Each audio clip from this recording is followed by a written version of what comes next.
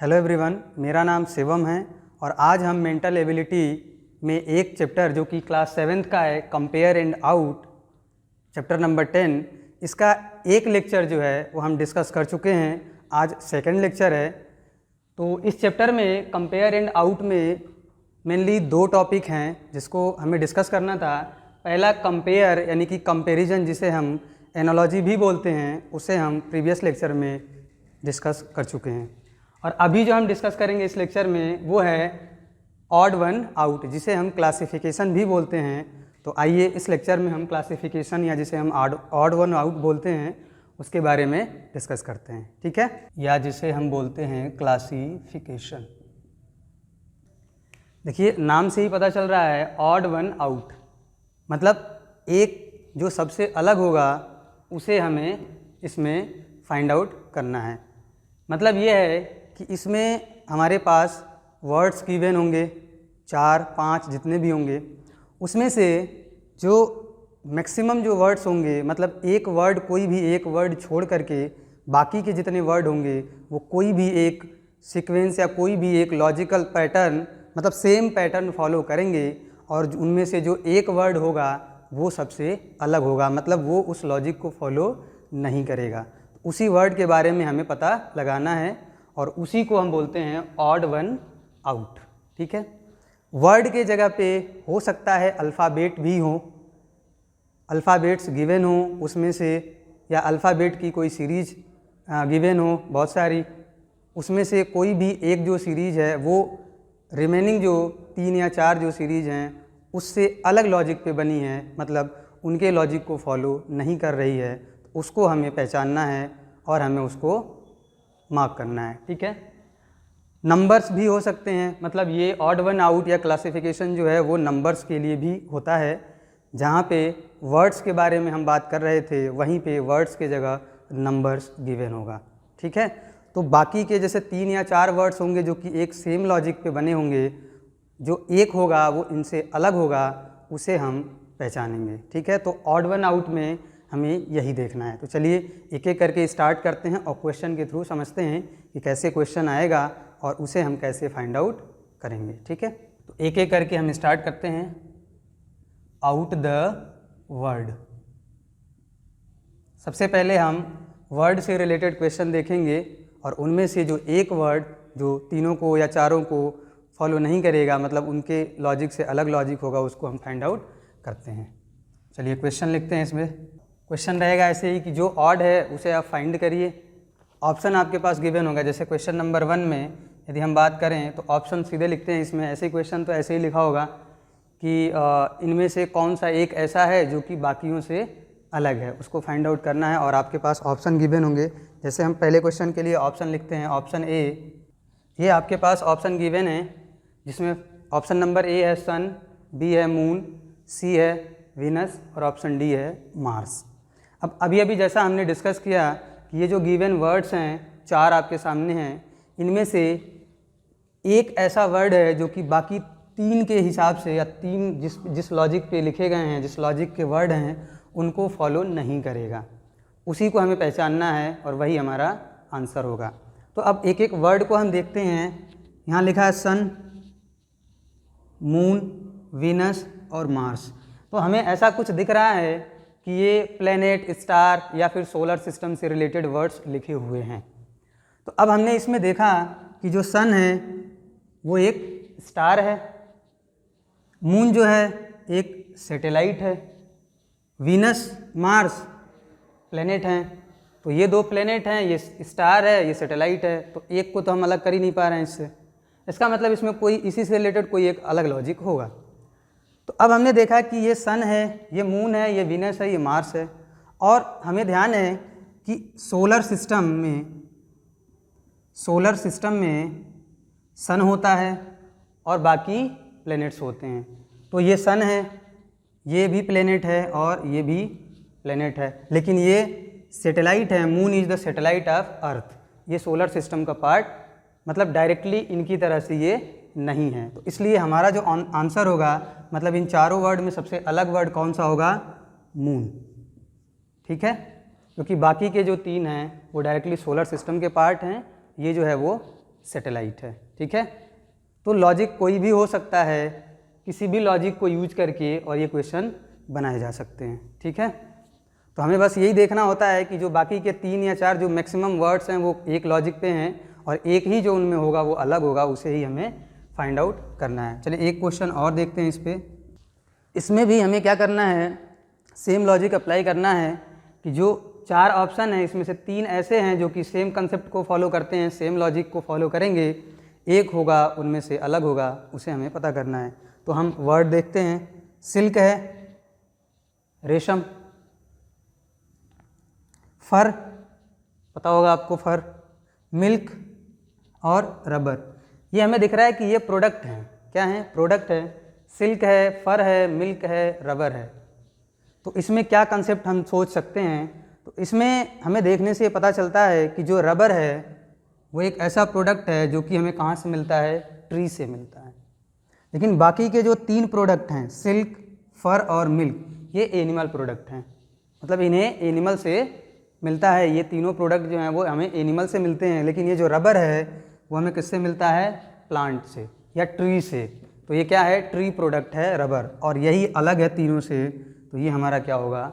Answer होगा। ठीक है, चलिए और भी क्वेश्चन देखते हैं इस पे। क्वेश्चन नंबर 3 ऑप्शन लिखते हैं। अब जो क्वेश्चन नंबर 3 है, इसके यदि हम ऑप्शंस को देखें तो पहले ऑप्शन में गिवन है रामायण, दूसरे ऑप्शन में गिवन है महाभारत, थर्ड ऑप्शन है गोदान, फोर्थ ऑप्शन है गीता। तो यहाँ से हमें पता चलता है कि ये बुक्स के बारे में बात की गई है। तो हमने देखा कि रामायण, महाभारत, गीता, ये तो होली बुक है।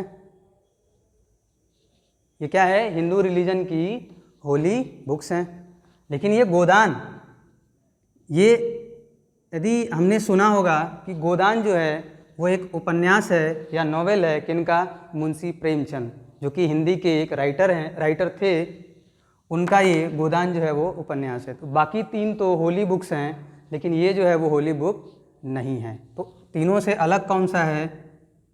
गोदान। ठीक है, तो कंसेप्ट कोई भी यूज हो सकता है क्वेश्चन में। ठीक है, एक और क्वेश्चन देखते हैं। यहाँ भी इजीली हम देख सकते हैं, इजीली ये देख सकते हैं कि जो ऑप्शन है ग्राम है, ठीक है, मिलीग्राम है, किलोग्राम है। तो वेट मेजरमेंट की ये सब यूनिट्स हैं। लेकिन जो डजन है ये क्या है? काउंटिंग वाली यूनिट है। इसलिए इन चारों में सबसे अलग कौन सा है? डजन, दर्जन। ठीक है, तो हमारा आंसर कौन सा हो जाएगा? डजन हो जाएगा। तो इसी तरह से क्वेश्चन इसमें पूछा जाता है जनरली। तो हमने 4 क्वेश्चन देख लिए। और भी इसमें कंसेप्ट पे यूज किया जा सकता है कि 3 ऑप्शन में मंथ्स के नाम लिखे हैं, एक सिंगल कोई ऑप्शन होगा जिसमें डे का ऑप्शन लिखा होगा, संडे मंडे में से कुछ। तो वहाँ से हम इजीली फाइंड आउट कर सकते हैं कि कौन इनमें से अलग है। ठीक है, तो इस तरह से बाकी इसमें और भी बहुत सारे क्वेश्चन बनाए जा सकते हैं। ईयर और मंथ को मर्ज करके, सिंगुलर प्लूरल भी मर्ज करके बनाया जा सकता है। बहुत सारे कंसेप्ट होते हैं। बस हमें वहाँ क्या देखना है कि 3 जो हैं वो किस लॉजिक को फॉलो कर रहे हैं और एक जो है उनमें से अलग है, वो हमारा आंसर होगा।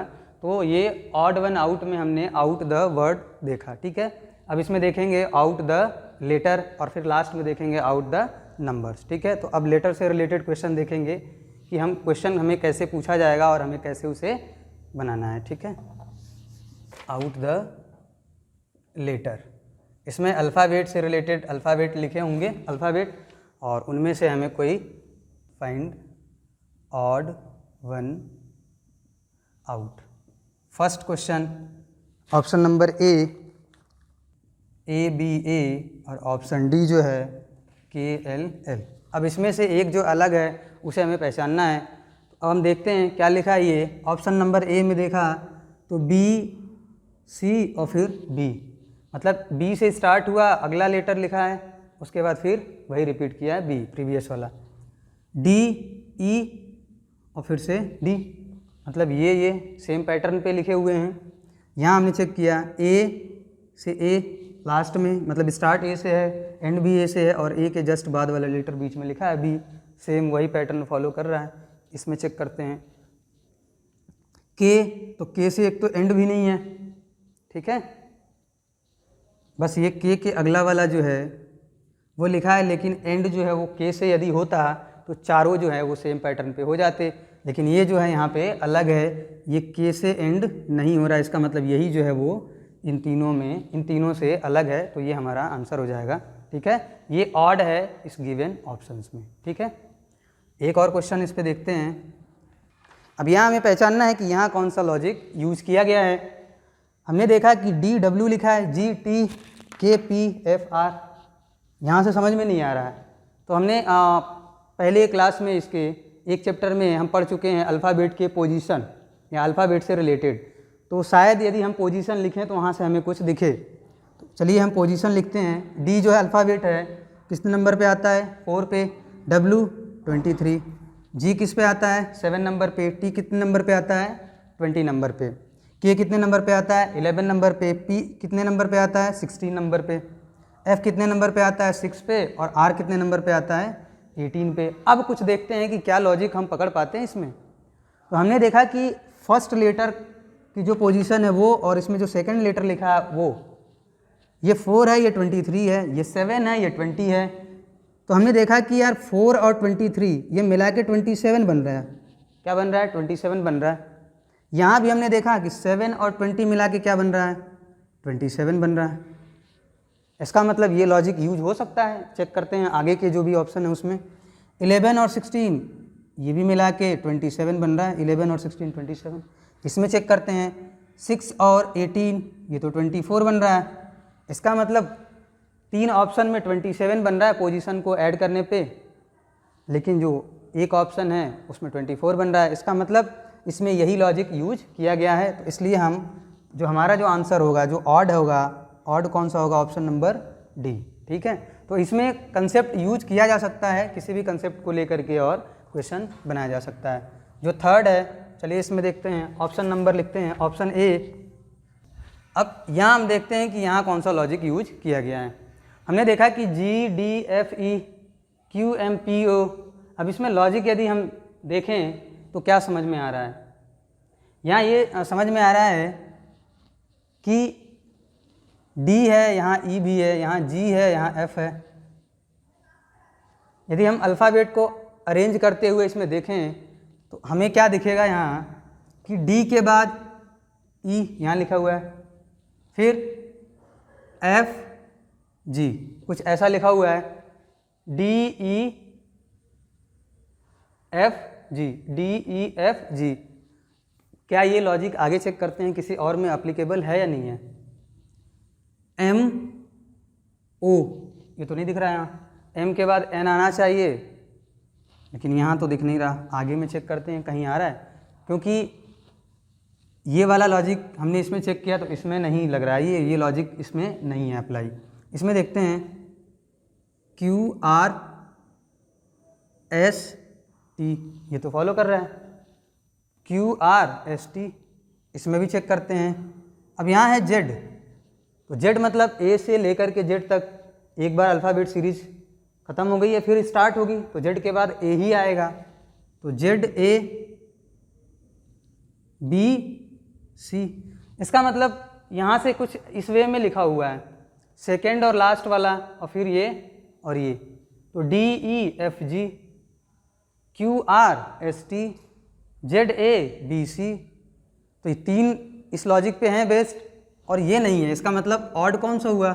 Option number B. तो लॉजिक को बस हमें यहाँ पे पहचानना है और फिर अपना आंसर देना है। एक क्वेश्चन और लिखते हैं इस पर। अब यहाँ तो अल्फ़ाबेट भी लिखा हुआ है, नंबर भी लिखा हुआ है। अब इसमें देखते हैं कि क्या लॉजिक अप्लीकेबल है, क्या अप्लाई करके क्वेश्चन बनाया गया है। अब यहाँ भी जी टी आई आर दिख रहा है, तो हमें भी अल्फ़ाबेट का पोजीशन तो लिखना पड़ेगा। हमने लिखा जी को 7, क्योंकि जी 7 नंबर पे आता है, टी के लिए 20, सी के लिए 3, एक्स के लिए 24, आई के लिए 9, आर के लिए 18, जे के लिए 10, पी के लिए 16। ये तो हमने लिख दिया। अब हम चेक करते हैं कि कुछ यहाँ से दिख रहा है लॉजिक। यहाँ से लॉजिक ये दिख रहा है कि 7 मतलब फर्स्ट लेटर का जो पोजीशन है वही यहाँ लिखा हुआ है, फर्स्ट लेटर का जो पोजीशन है वही यहाँ लिखा हुआ है।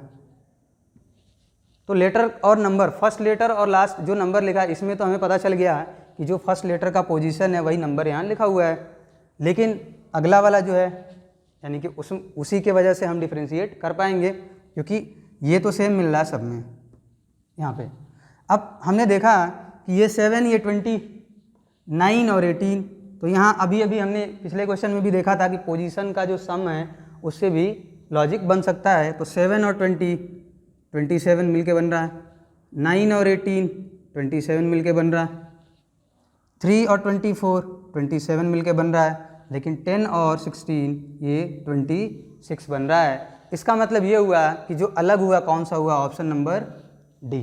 ठीक है, चलिए एक और इसमें क्वेश्चन देखते हैं, उसके बाद हम स्टार्ट करेंगे लास्ट जो इसमें है नंबर से रिलेटेड क्वेश्चन। MJQN ये गिवन है, ये एक जो है पेयर के फॉर्म में एक रिलेशनशिप गिवन है और ऑप्शन दिया है, और क्वेश्चन में ये बोला गया है कि इसको ऐसा कौन सा ऑप्शन है जो इस रिलेशनशिप को फॉलो नहीं कर रहा है, उसी को बताना है। ऑप्शन आपके पास है, तो पहले जो ये रिलेशनशिप गिवन है मतलब इसको फॉलो करने वाले 3 होंगे, एक होगा जो इसको फॉलो नहीं करेगा, वो हमारा आंसर हो जाएगा। अब इसके लिए भी पोजीशन यहाँ लिखना पड़ेगा, हम तभी आइडेंटिफाई कर पाएंगे कि इसमें लॉजिक कौन सा यूज हुआ है।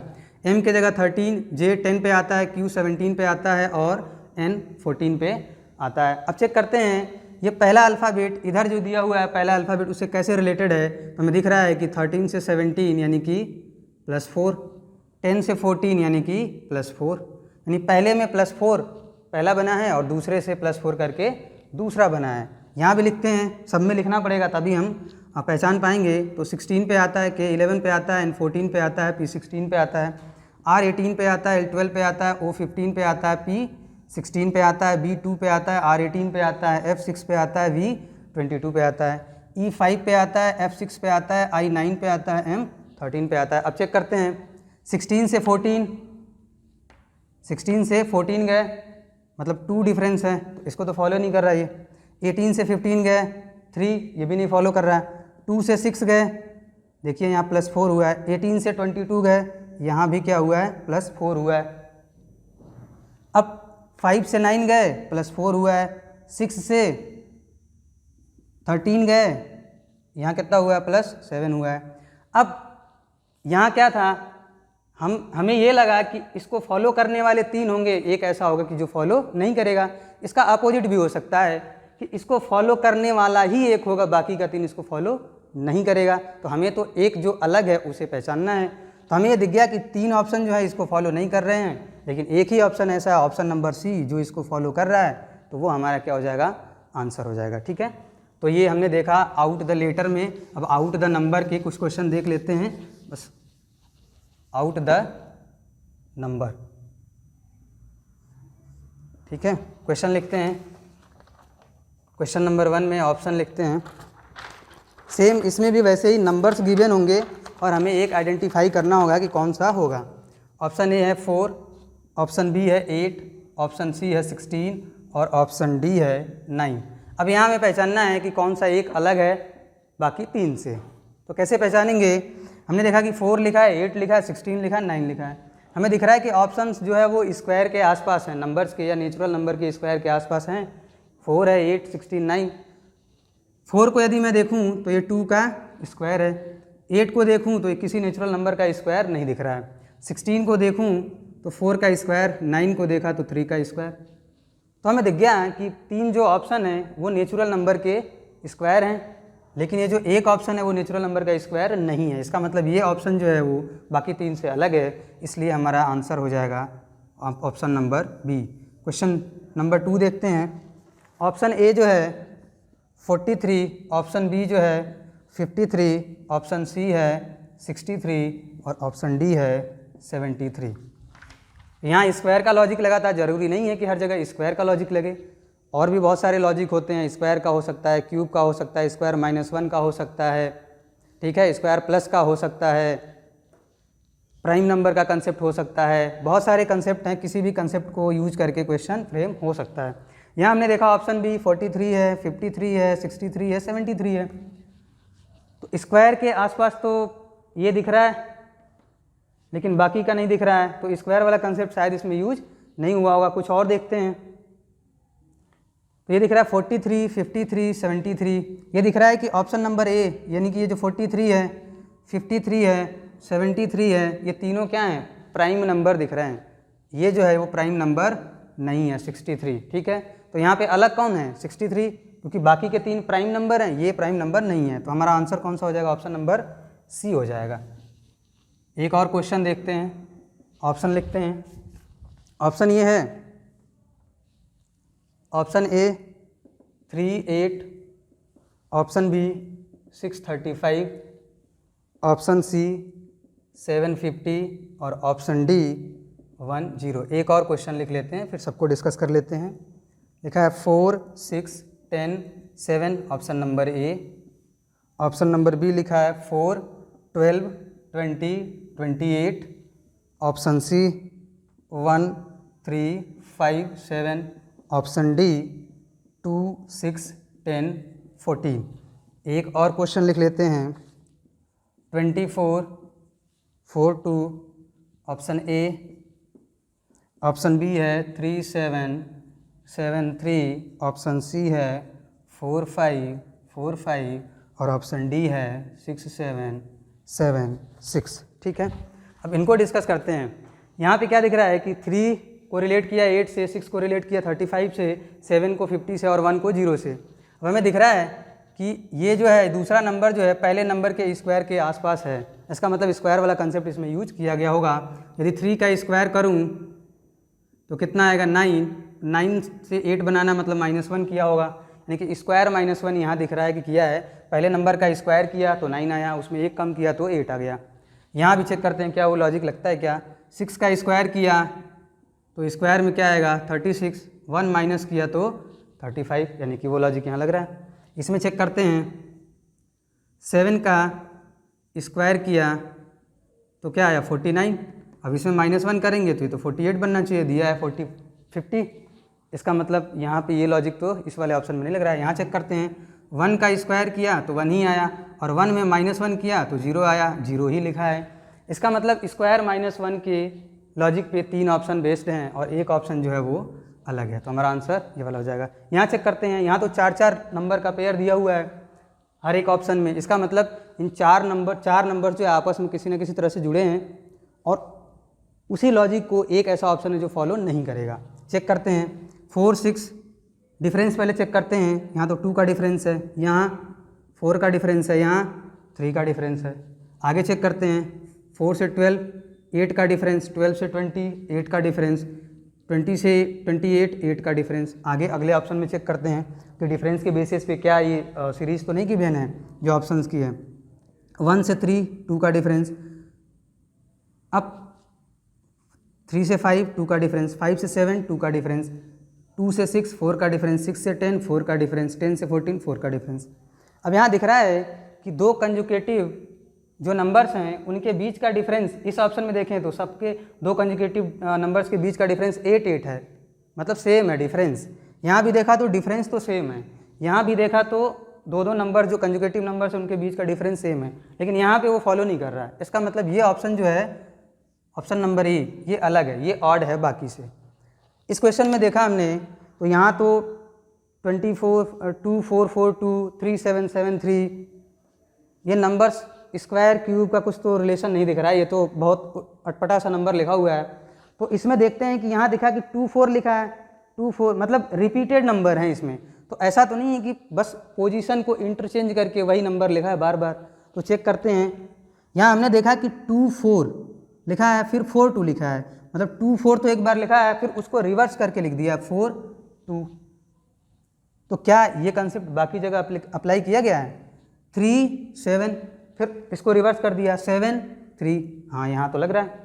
आगे ऑप्शन में चेक करते हैं 4 5 इसको रिवर्स करेंगे तो 5 4, लेकिन यहाँ तो 4 5 भी लिखा है। इसका मतलब ये वाला ऑप्शन अभी तक तो नहीं फॉलो कर रहा है। अगला इसको चेक करते हैं तो यहाँ देखा हमने 6 7 इसको रिवर्स किया तो 7 6 ये भी फॉलो कर रहा है। इसका मतलब एक सेम लॉजिक है जिसपे 3 ऑप्शन बेस्ड हैं, एक अलग है, इसका मतलब वो हमारा आंसर हो जाएगा। तो लॉजिक इस तरह से कुछ भी लॉजिक यूज किया जा सकता है, ठीक है। तो इस तरह से क्वेश्चन बनते हैं ऑड वन आउट पे, इस तरह से क्वेश्चन बनाए जाते हैं। एक और क्वेश्चन है, ऑप्शन सीधे देखते हैं कि क्या लिखा है। 1331, ऑप्शन बी जो है 2197, ऑप्शन सी जो है 3375 और ऑप्शन डी जो है 4913। ठीक है, अब ये आप देखिए ये सारे नंबर्स लिखे हैं, बहुत बड़े बड़े नंबर्स हैं। तो स्क्वायर क्यूब कुछ सोचेंगे, स्क्वायर से भी तो ये नहीं दिख रहा है, स्क्वायर भी तो क्यूब, ये जो क्वेश्चन पर्टिकुलर क्वेश्चन है ये क्यूब से रिलेटेड है, क्योंकि यहाँ दिख रहा है 1331 जो कि हमें पता है 11 का क्या है, क्यूब है। वैसे ही हमने चेक किया इसको तो ये जो है वो 13 का क्यूब है। ये वाला ऑप्शन जो है हम जब चेक करेंगे तो ये 15 का क्यूब मिलेगा, और ये वाला जो ऑप्शन है ये 17 का क्यूब मिलेगा। ठीक है, अब हमने देखा कि ये सारे नंबर्स क्यूब हैं, ये 11 का क्यूब, 13 का क्यूब, 15 का क्यूब, 17 का क्यूब। अब क्या इसमें डिफरेंस दिख रहा है, हमने नंबर देखा कि ये 11 का क्यूब है, ये 13 का क्यूब है, ये 15 का है, ये 17 का है। तो 11, 13 और 17 ये तीनों प्राइम नंबर दिख रहे हैं, लेकिन ये 15 है, ये प्राइम नंबर नहीं है। इसका मतलब ऑप्शन ए, बी और डी ये प्राइम नंबर का क्यूब है, लेकिन ऑप्शन सी प्राइम नंबर का क्यूब नहीं है। तो इस बेसिस पे हम इसको डिफ्रेंशिएट कर सकते हैं कि ये ऑप्शन जो है वो ऑड है। तो इस तरह से क्वेश्चन पूछा जाता है। इसमें वर्ड का जो ऑड वन आउट है वो लेटर से related, odd one out number से रिलेटेड आपने देख ही लिया। तो ये जो चैप्टर था कंपेयर एंड आउट, बस यहीं तक था। हमने इसको 2 लेक्चर में कवर किया। पहले में हमने कंपेरिजन देखा, जिसको हमने एनोलॉजी भी नाम दिया। दूसरे लेक्चर जो अभी ये दूसरा लेक्चर है जिसमें हमने ऑड वन आउट या क्लासिफिकेशन डिस्कस किया, जिसमें हमने वर्ड से रिलेटेड प्रॉब्लम्स किए, लेटर से रिलेटेड किए और नंबर से रिलेटेड किए। तो ये चैप्टर हमारा यहीं फिनिश होता है। Thank you.